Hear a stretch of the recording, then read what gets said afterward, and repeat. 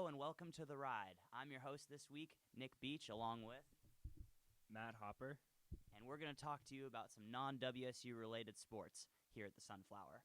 Okay, to start it off this week, we're going to talk about a little bit of NFL football. So the action got rolling last night on NBC as the Carolina Panthers traveled to Denver to take on the Broncos with mighty Trevor Siemian at the helm, facing former MVP winner Cam Newton, and the Broncos came out victorious. How'd you feel about that game, Matt?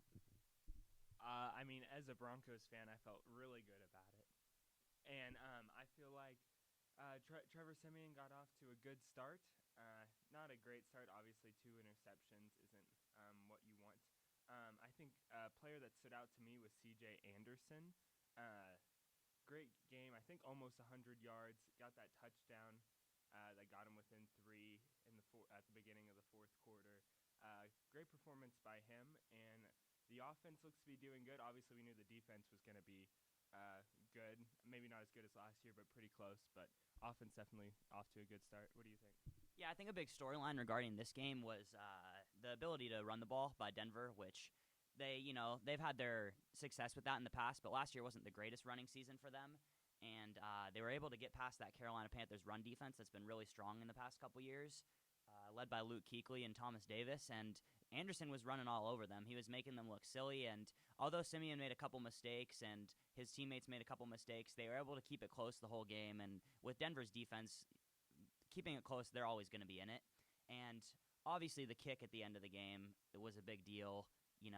Denver calling timeout to ice Graham Gano after he essentially made the first kick that didn't count, and then he missed. So he's probably not feeling very good about that today. But I think going forward, Carolina's still a team definitely to look out for in the NFC, and I didn't really know how to feel about Denver going into the season, but I think they definitely have to be a team to look out for in the AFC too, because I think they're always going to be competitive. I don't know if they're going to come out with, a 1-2 point victory every week, but they're going to be competitive and they're going to be fighting for a playoff spot, I think. Oh, yeah, for sure. I think one thing that worried me in the beginning of the game was Carolina seemed to be running it a lot better than Denver would have liked. They lost Trevathan, they lost Malik Jackson, so they kind of lost that front presence that they had last year. But I think Jared Crick did a good job last night. It took a little while for DeMarcus Ware and Von Miller to warm up, but fourth quarter they really showed that they're going to cause problems for the quarterback. So I think the Denver defense is going to be just fine. Yeah, I agree with that. And going forward with Carolina, they were 15-1 last season. They lost in the Super Bowl. They didn't taste defeat too often, and Cam Newton has shown to the media that he really does not like losing, and he's not taking it well. How do you see them going forward in the NFC? Definitely a playoff team. One person to really look out for is now that Kelvin Benjamin is back. I think he's going to be a huge weapon for Cam Newton. He showed that last night on that first touchdown, and he's just so big and fast. It was really hard for the Denver defense to match him. Yeah, I agree with that, and I think Carolina's still a force in the NFC. I don't think they'll have the best record in the NFC again, but I definitely think they'll make the playoffs. And obviously, there's going to be a media frenzy surrounding Carolina all season because they love Cam Newton, they love Ron Rivera's Panthers, and they don't have Josh Norman anymore to run his mouth, so that doesn't get them quite as much media attention. And Josh Norman's, his missing skills definitely showed a little bit last night with the young cornerbacks playing for Carolina. They didn't do a terrible job, but I think in an offense with a quarterback who's starting his first career game, the Carolina Panthers defense should not have given up that many points. I mean, 21's not totally terrible, but I definitely think they could have done better than that, and they'll get a little bit better going forward. I look for maybe a 11-5 season for Carolina. I think that's a good mark to put them at.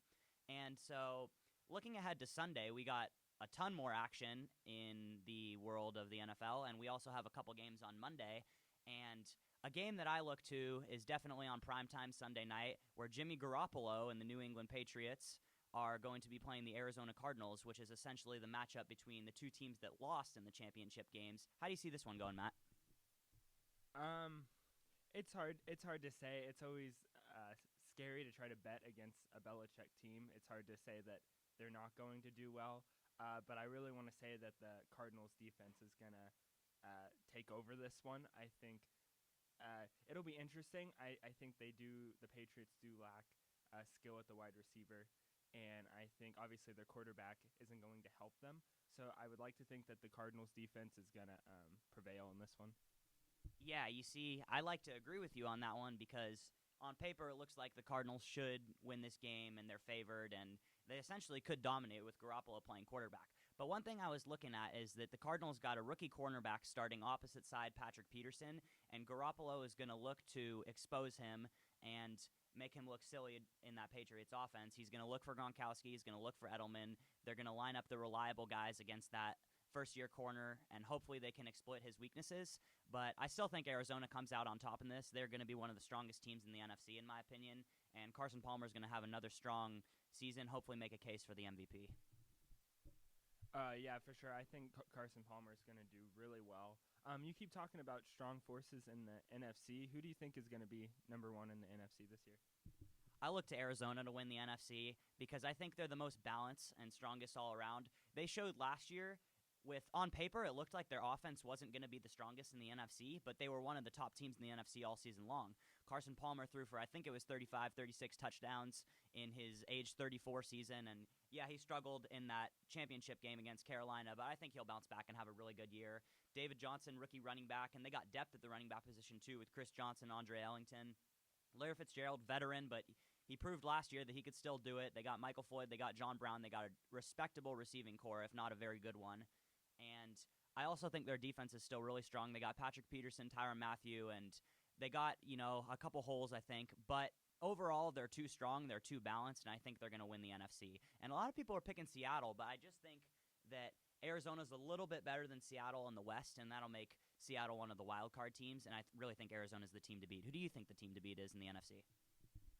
Yeah, I don't have too much more to say. I think the Cardinals are going to be the team to beat as well. I think going back, I think Carolina is going to be maybe stronger than you think. I think after watching last night, obviously their defense didn't do as well as, like you said, against a rookie or first year starting quarterback.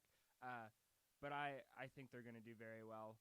I think their defense is going to improve, and I think those rookies that started last night are going to get a lot better. So, yeah, I definitely agree with that. And then we got a couple more games to look forward to on Sunday.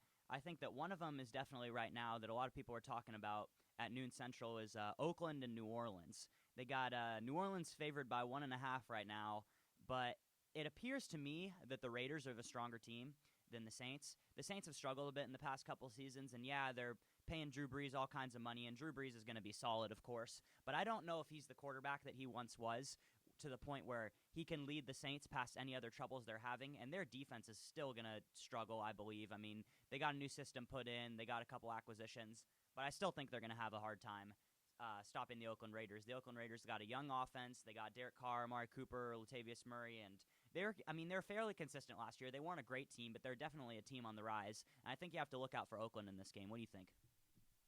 Yeah, I think the Raiders' defense is going to be a deciding factor. Like you said, I don't think New Orleans' defense is going to be very good this year. And I think the Raiders' defense have been adding a lot of key players, and they're going to be a lot better than last year. Yeah, I definitely agree with that one. And that's definitely an interesting division to look at with Oakland and Denver and Kansas City. And I guess you could look at San Diego as well.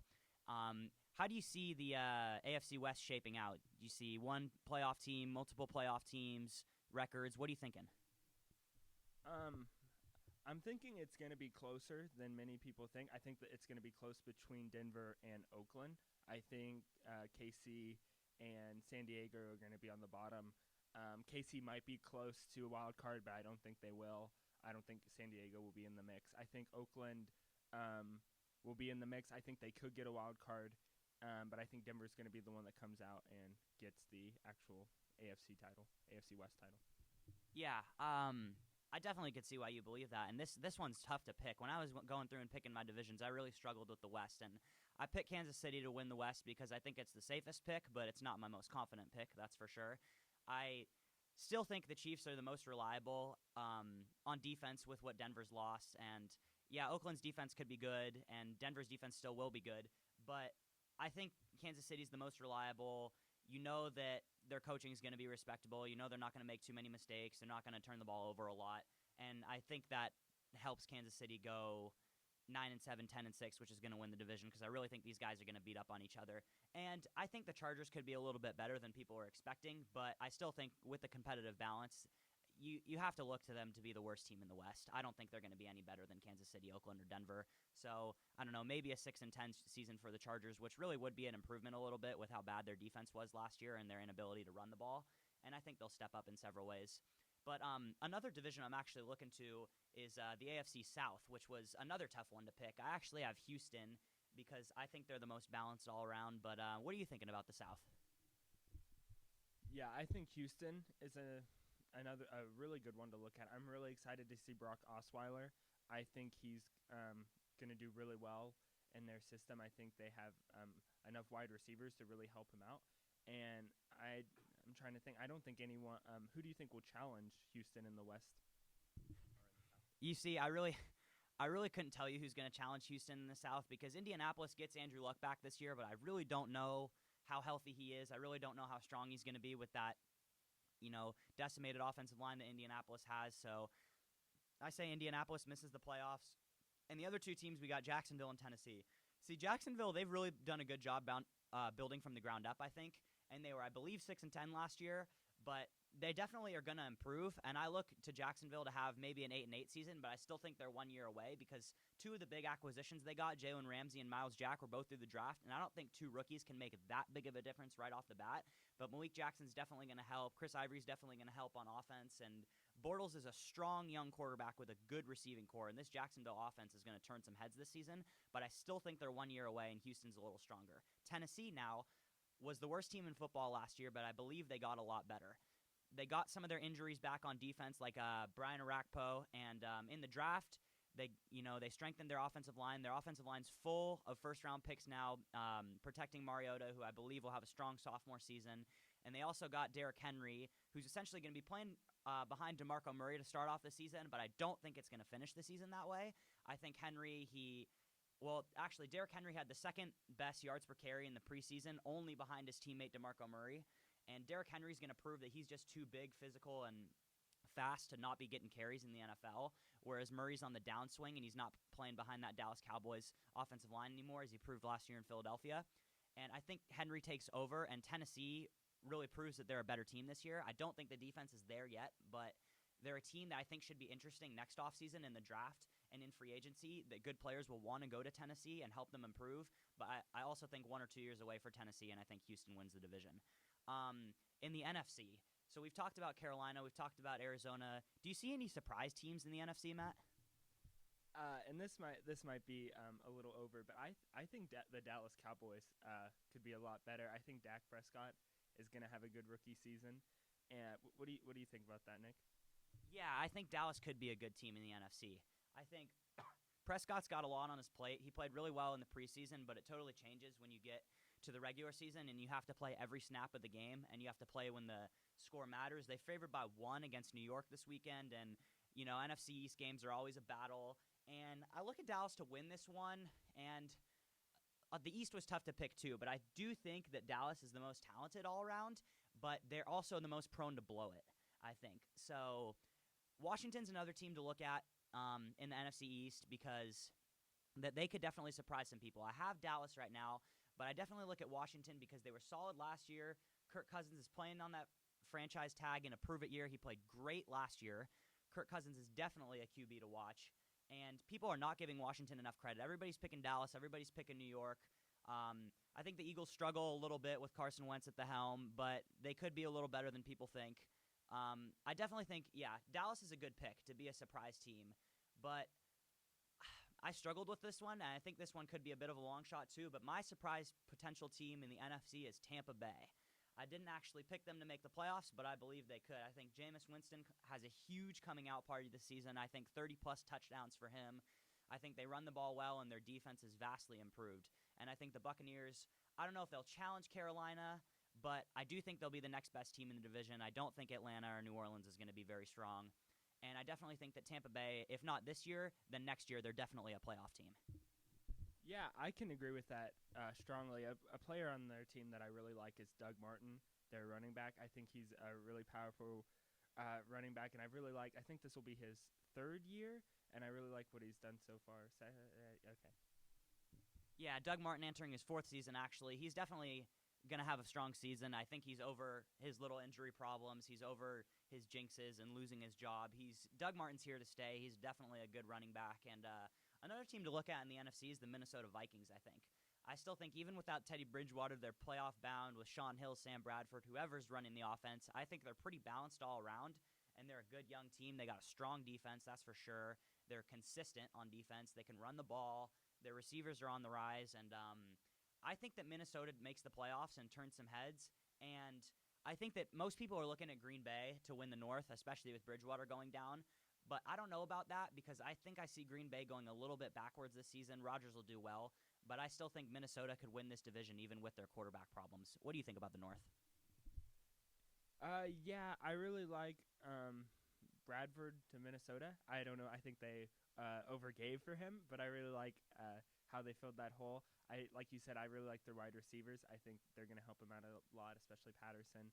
I don't know if I see Green Bay declining enough for the Vikings to take reign of that division. I think it'll be close, but I think Green Bay with Aaron Rodgers and their defense, I think their defense will be strong enough to keep them number one in the division. Okay, so back to the AFC. We got some interesting games this weekend. I think one of them is Monday night, where Pittsburgh is going to go to Washington and take on the Redskins.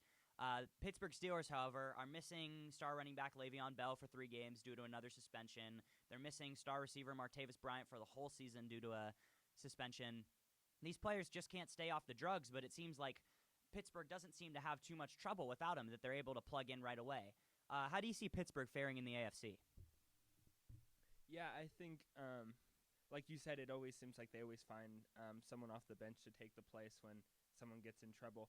I think they do well.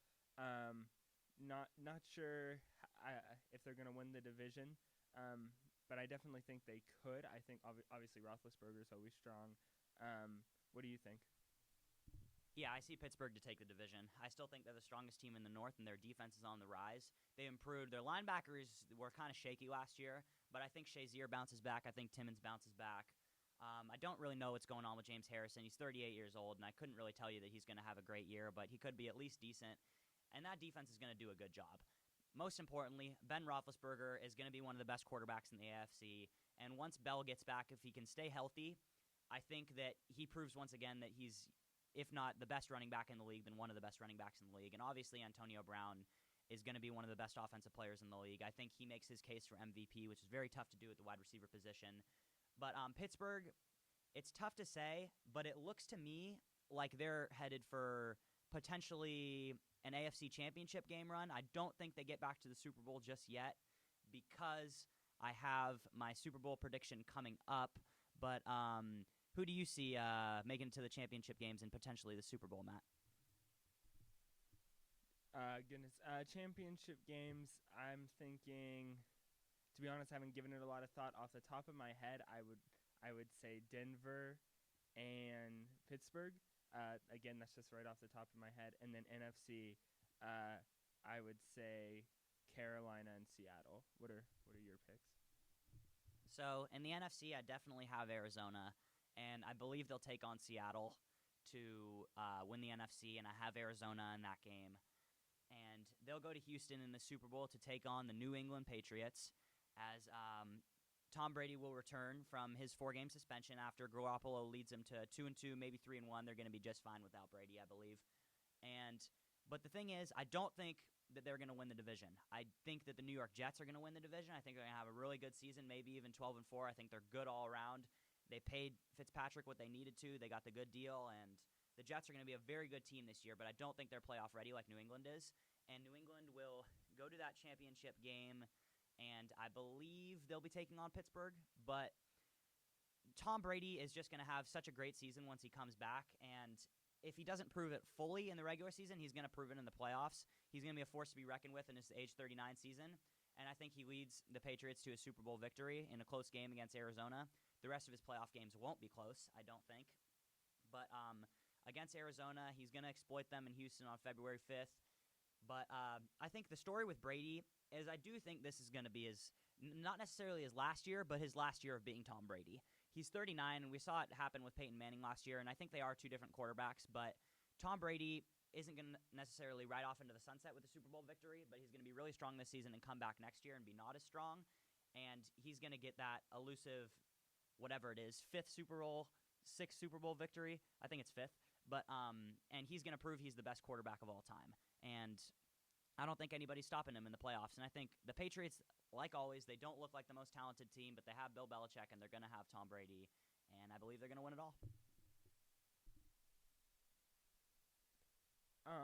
Yeah, I think as far as Brady goes, I don't think he's going to have the collapse that Peyton had as far as just declining in arm strength. I think also I trust Belichick enough to when he thinks Brady's time is up that he'll tell him that his time is up. What do you think? Yeah, I can agree with that. I do think the love fest between Belichick and Brady is still going to be great, regardless. But yeah, I do think that's going to happen.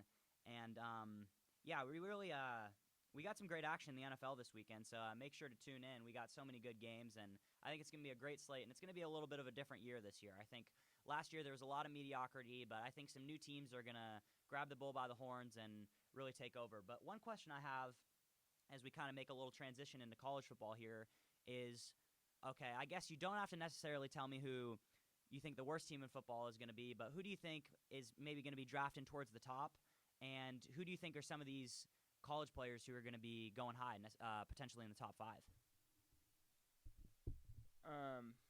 Well, obviously the one that comes to mind is Deshaun Watson. I think he goes in the top five. Not sure about the first pick, maybe. I'm thinking that there's going to be a lot of quarterbacks going in the top 5 or 10 this draft. As far as who's picking at the bottom, I know you say they're going to be a lot better. I think San Diego is going to be picking at the bottom. At the top, my bad. They're going to be picking at the top. I think the Rams are going to be picking at the top. That would be my team for the NFC. How about you? Yeah, I don't think the Rams. I think the Rams are going to be improved in their first year in Los Angeles. I don't know what's going on with their quarterback situation, but I think Keenum can lead them to at least 6 or 7 wins. And I think Gurley's going to have such a good year that I don't think it's going to be the Rams. I think the first overall pick is going to go to the San Francisco 49ers. I think they're going to be really bad, potentially 2-14. Their defense is going to be among the worst. And with Blaine Gabbert leading, I don't see them doing anything interesting. And I see them drafting a quarterback. And I definitely think that guy is Deshaun Watson. Watson for Clemson has proven to be the best winner, I think, of a quarterback in college football, just of his ability to take over a game and his resiliency. I just think, I mean, obviously he's got the intangibles on the ground and in the air, but I think he stands above the other quarterbacks in this draft class, Deshaun Kaiser, C.J. Beathard, Brad Kaya, and I think that he looks to be the number 1 overall pick. If it's not a team who's looking quarterback, it's really tough to say. But I think a player who's definitely, I don't know, this may not seem like a wild prediction, but essentially I think it kind of is.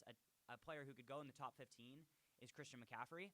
And I think it's a little weird because you don't see he's actually not small, but he looks small. A back of his style go in the top 20 usually. And I definitely think that he could turn some heads and be a new type of back in the NFL. I think it'd be perfect for Tom Brady's system in New England, but I don't think he'll fall that far. And I don't know. Defensively, I look for a couple of these guys from the SEC to get drafted high, of course, like they always do. But looking ahead to the college action this weekend, we don't have quite the slate that we had last weekend of games. Actually, no teams in the AP Top 25 are playing a ranked opponent. It's all ranked versus non-ranked opponents this week. And game of the week, we got Virginia Tech heading to Bristol, Tennessee to take on the Tennessee Volunteers at the Bristol Motor Speedway, which will have potentially the largest crowd ever at a college football game of about 150,000. What do you think of this whole idea? And how do you see this game shaping out, Matt? I'm personally not a fan of packing a game into a huge stadium. I've never been a fan of how they play NCAA tournament games at the Dallas Cowboys AT&T. I think they should, not that they should keep them small, but I like the idea of keeping it a little more intimate than 50,000. As far as the game, I think Tennessee realizes that they are need to be on alert after last week's scare, and I think they win this one a little more handedly than last week. What do you think? When I was making my picks, I struggled with this one because of Tennessee's struggles in the first week. However, I do think their crowd will be so astronomical of Volunteer fans at the game that they'll come out victorious. But I think VT is going to challenge them, and I think it's going to be close again. And people are going to be going, "What's going on with Tennessee?" But I think that Virginia Tech's a little bit stronger than people know, and I think in the post Frank Beamer era, they're going to be a decent team this year. Hopefully, around 7-5, making a bowl game. And I think that's the type of team that loves to challenge Tennessee. And Tennessee's got to prove that they can win all these early season games, because in the past couple years, Tennessee, oh yeah, they're going to be great next season. They're going to be great next season. It's because they always finish strong, and they're in the weaker side of the SEC, so they could definitely challenge in the East. However, they've struggled a little bit in their early season games. They always play teams similar to them, and they struggle to pull out the victory. But I think this is finally the year that they're able to do so, and then once they get into conference play, they'll get into a groove. And I don't think Tennessee's playoff bound this year, but I think they could definitely challenge for double-digit wins and make a pretty solid bowl game. And another game to look at, I think, which is fairly interesting, is Arkansas and TCU on Saturday. Arkansas had a little bit of scare from Louisiana Tech, who's really not a bad team. And TCU, I wouldn't really have called it a scare against South Dakota State. You kind of knew they were going to win. But Gary Patterson's typically great defense gave up 40-some points to this FCS team. And while they were able to score on them, which they should be able to, I think you have to be a little concerned about TCU. What do you think about them going into Saturday, Matt? Yeah, I mean, I think TCU should have been a little concerned after last week's game. I don't see this game too much of a trouble, just because, like you said, TCU likes to play defense, but so does Arkansas. I think Arkansas is more of a threat defensively than they are offensively. I know they're going to want to run the ball a lot, but I don't see this as too hard of a game for TCU. I see TCU's offense and those quick ride receivers maybe getting to the Arkansas defense in the second half. Yeah, and although this is a road game for Arkansas, I'm going to pick the Razorbacks to win this one. I think they struggled a little bit with Louisiana Tech, and they ended up winning, but I think Louisiana Tech's a pretty good team, and I don't think that's anything to hang your head on. And I think that TCU proved their holes last week, and I don't think that they're the same team they have been in recent years. I look for this to be a little bit of a coming-out party for Arkansas. I don't know if they're a super strong team this year, but I think they'll make a solid bowl game. And I definitely think that TCU is going to regress after this game, and I think that Arkansas wins by potentially 1-2 scores, and that's my upset pick of the week.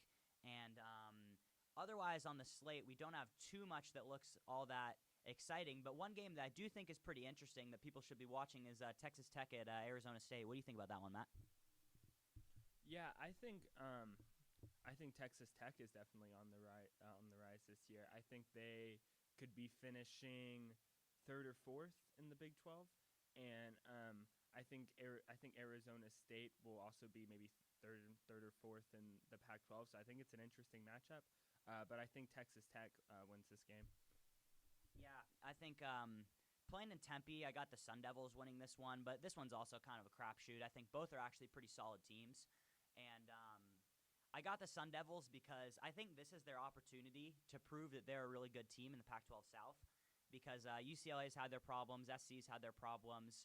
I think Utah's a good team, but they have a tough test this week against BYU, and I definitely think that Arizona State could prove that they're the best team in the Pac-12 South. I don't know if that's saying much, because I still think Stanford's by far the best team in the Pac-12, but they definitely could challenge for 9 or 10 wins this season. I think the Sun Devils. I don't know if they will. I think they were a decent team last year, but they weren't what they had been in recent years, and I think this is where Arizona State comes back. They got a good coaching staff. They got a lot of talent, and I think the Tech gives them a good game. It's going to be close, but I think because of the home crowd that Arizona State's going to win this one. And I was actually talking about BYU and Utah, which is quite the rivalry, and that's going to be quite the game going on in Salt Lake this weekend. And how do you see this one shaping out? Yeah, so this is kind of my maybe bold prediction. I say BYU starts the season off 3-0. So for those of you who don't know, BYU beat Arizona last week. They're playing Utah this week. That is a tough game, and then the next game for that third win would be UCLA. I just think they're really strong. I think they're going to make a great candidate to join the Big 12. And I think they have all the pieces to go 3-0 and really turn heads in the Big 12 committee. Yeah, I think BYU definitely could be 3-0. I don't think they will be, but they have the talent to do so. However, I don't think they end up as that last team in the Big 12. It sure looks like Houston's going to be the other one at this point, but I don't think that the 12th team is going to be BYU. I look for one of those teams over the American, maybe Cincinnati, maybe one of those Florida teams down there. I'm not sure. I just don't see a team who's independent right now and a team who left the Mountain West to join the West Coast Conference in basketball, move into the Big 12. I mean, they've been decent in basketball the past couple years. They're always going to be a respectable program. But really, I mean, I think Houston's improving in basketball, and they have some history there. And so I think, obviously, their football prowess will put them right in. But I think the problem with BYU is that I don't think they're the right fit for the Big 12, at least in basketball. I think in football they'd be fine. But I don't know. I definitely look for a team like Cincinnati to actually take that one. Otherwise, in the college games this weekend, there's not a ton of great action, but I think two games definitely to look at is Penn State taking on Pittsburgh. I think that's one of the early games. I think those teams are pretty similar, and one of those teams could end up with a pretty good record if they have a nice 2-0 start here. And I think another one to look at is at nighttime is Cal heads to Qualcomm Stadium to take on the San Diego State Aztecs, and a lot of people have been talking about Houston, but I think another team to talk about who's obviously not quite as strong as Houston, but San Diego State, who could be a team that challenges to run the table this season out of a non-power conference and make a really good bowl game with DJ Pumphrey running the ball. And they got a tough little non-conference here, but I think they proved that they can beat a big conference team when they beat Cal this week. And they proved it in the Hawaii Bowl last year. And I think we got a little, of course, we always got action in baseball since it's still September. So we got a little baseball action going on this weekend too. These wild card races are really shaping out. I think that Boston is the strongest team over than those wild cards in the American League. But that second wild card, man, it's really tough to pick. And I think at this point, obviously Baltimore has it by one game over Detroit right now.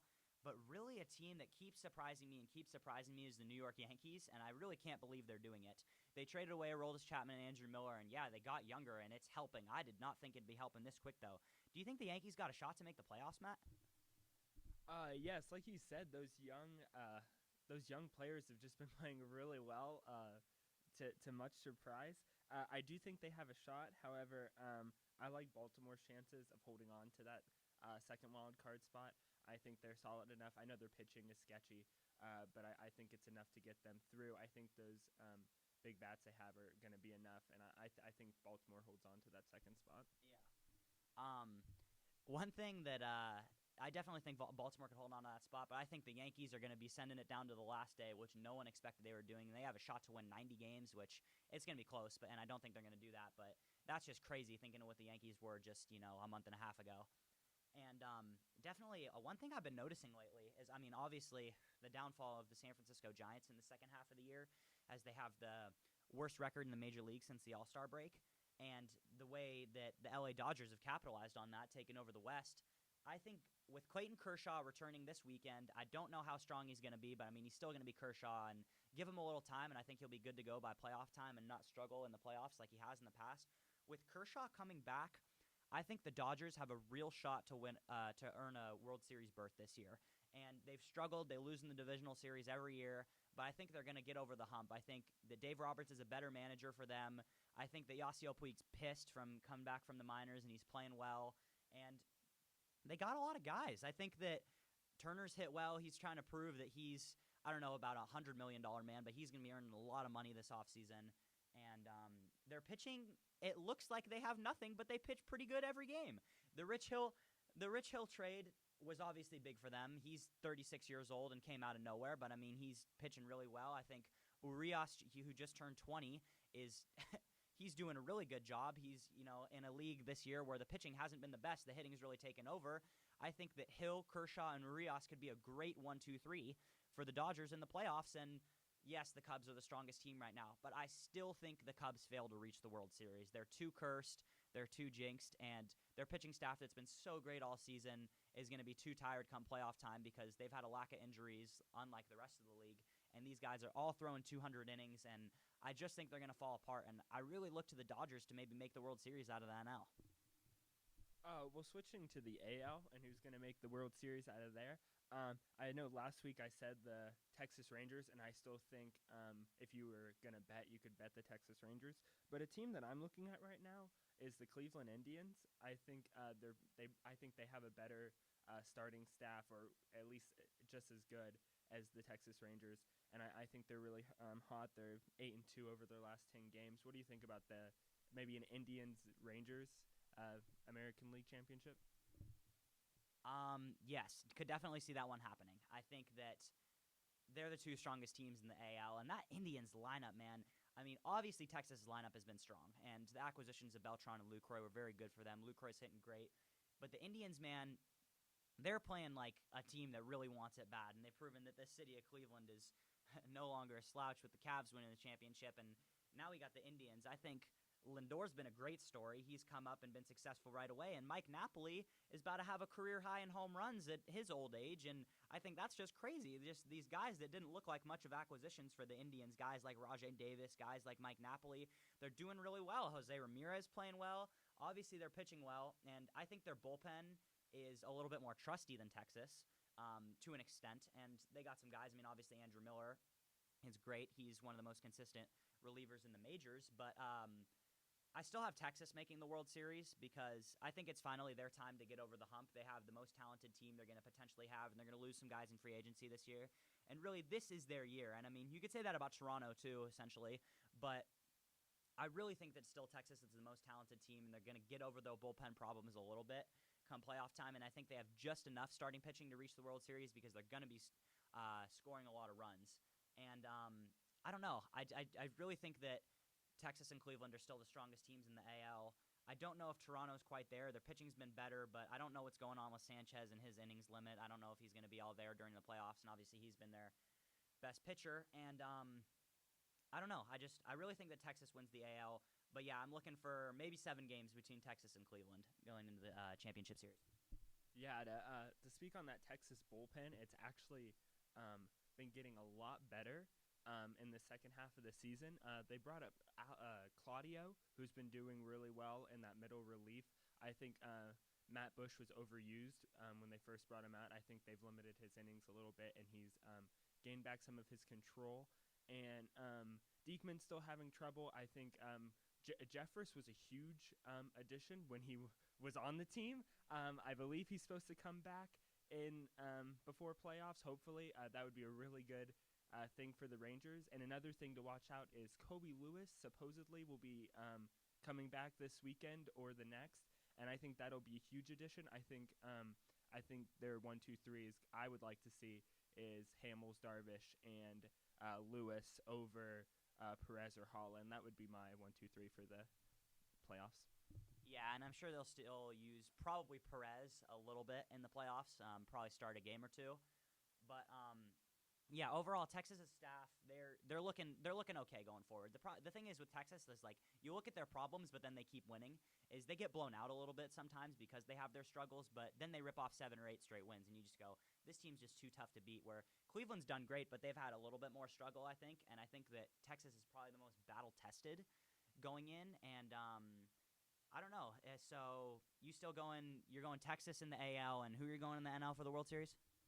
I'm going to disagree with you, and I think 2 teams break the curses. I think Texas and then Cubs make a really interesting World Series.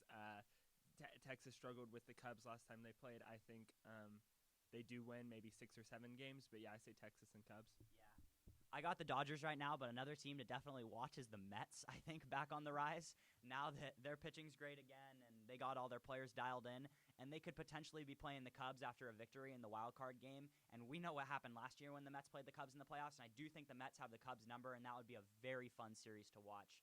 So wrapping it up, we got some great NFL action this week, some decent college football action, some great baseball to watch. So thank you for joining us on the ride.